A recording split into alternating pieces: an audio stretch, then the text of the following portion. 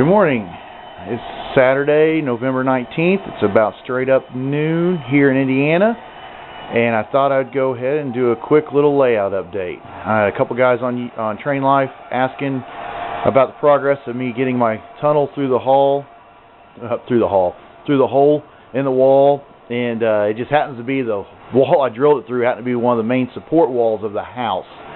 It runs basically down the middle of the house. It's this wall right here. And it basically runs the whole length of the house, front to rear, and it is basically my main support. Now, when I was saying I was going to drill a hole through it, tunnel through it, I wasn't going to take like a whole section of the wall, like the doorway out that's here. I was just going to make a small hole so I could get a double main line of HO through it, and I believe I've successfully done that. It took me a little longer than I thought, but this has got my hole in. It's about 6 inches high and about 5 inches wide. Tunnel through took a lot longer than I thought. I figured I'd just drill some holes like that all the way, across and down and over, and it didn't quite work out that way. You see the rocks? Yeah, drill bits, those masonry bits don't like those rocks very well, so I had to come up with an alternate plan. I ended up having to get a rotary hammer drill and actually used a drill to drill some chunks, and then I put the spade bit in like almost like a miniature jackhammer, and took the rest of it. It took about since the last layout video. I started about the day after the last layout update, and it took till yesterday to get it completed. And I only worked about an hour a day on it because with my work schedule it doesn't allow me much time to actually work on the layout right now.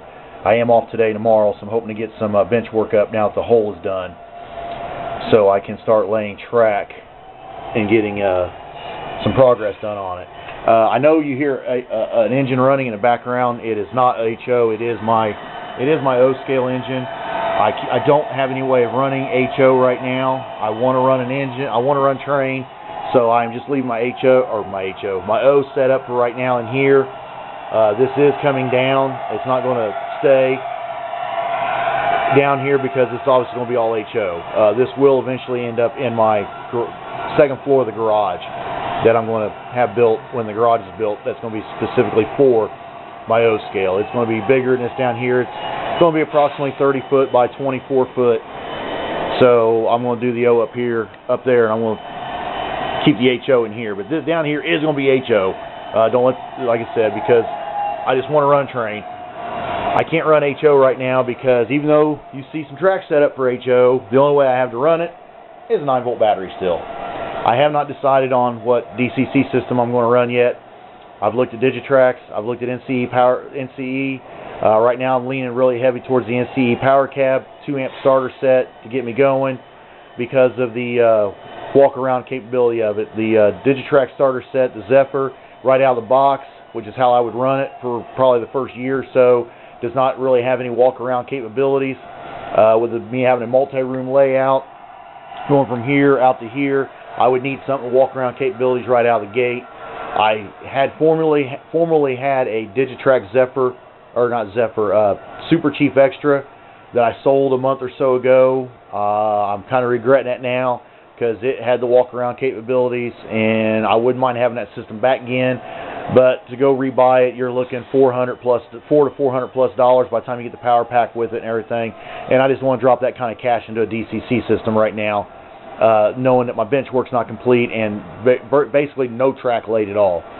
So I'm really leaning towards the NCE power cab 2-amp starter set for that purpose. I've seen them on eBay as cheap as $139. I think the Hobby Town in Indianapolis I looked at up there, he had them for I think they were $149 or $159. So I'm definitely probably going to lean towards that. And it doesn't take much. I think a 5-amp booster, the SB3A, or I think is what it's called. I can hook up to it, and then I would just hook the local nets up around the layout and unplug it, and plug it back in just like you do a Digitrax. At least that's what I'm assuming is how that works. Like I said, I haven't had time to really look in depth on the NCE yet. That's why I'm not fully decided on them yet. But now that I've got the hole done, I can get my bench work built up in here, and I can get the duck under's going to come just on the inside of this door, come out and connect on back out here, which will be out here because I got to build the bench work out. Once I get that done, which I'm probably going to start that this weekend, once I get that done, then the O scale will actually have to come up, because that duck under bridge right there would have to go bye-bye, because I'm going to have, instead of it going across like this, it's going to come out through here like this and come out. So obviously I can't have this here anymore. So once I get that bench work up, the O scale will have to go upstairs to the attic. And it's not it is a finished attic.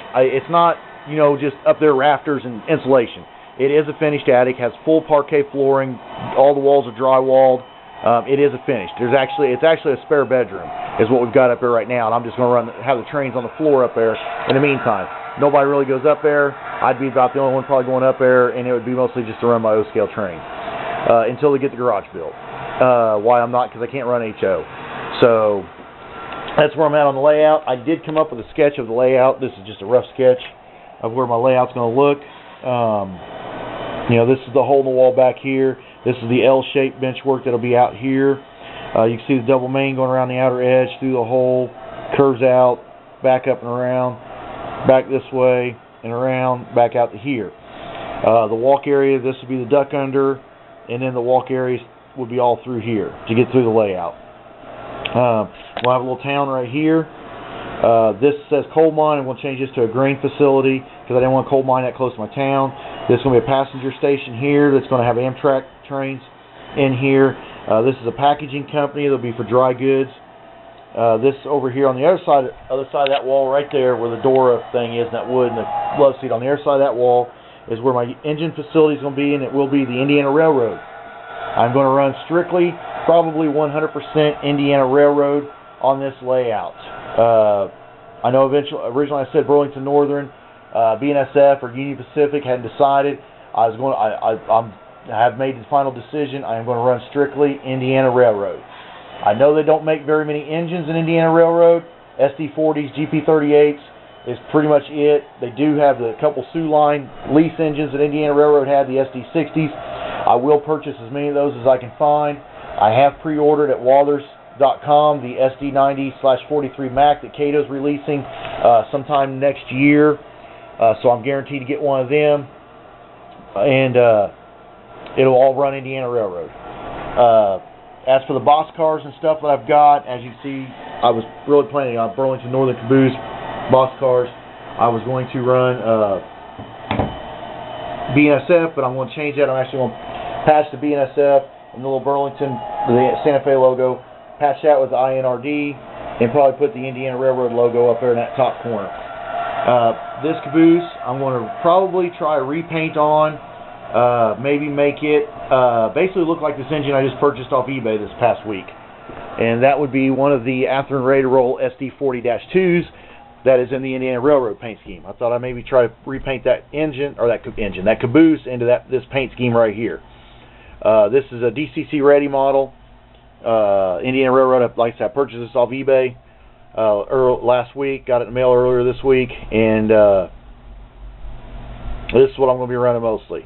I do have the UP right here. A friend of mine did say that would look cool if I got it repainted. Sent it off to somebody, and they repainted it into this paint scheme. They thought that would look pretty cool. I know Indiana Railroad didn't run any of these engines. Union Pacific, I believe, was the only one to do so.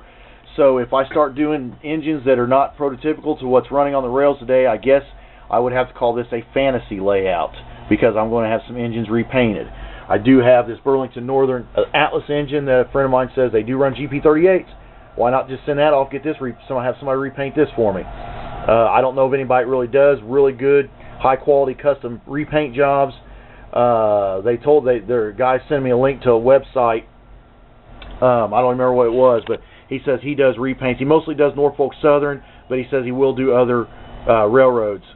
So he's going to send me a link to that website. I'm going to maybe check into that about getting maybe some repaint on some engines so I can have mostly Indiana Railroad. Like I say, they'll mostly be this one and probably the Sioux Line lease engines that they did with the white body and the red nose, which are mostly SD60s.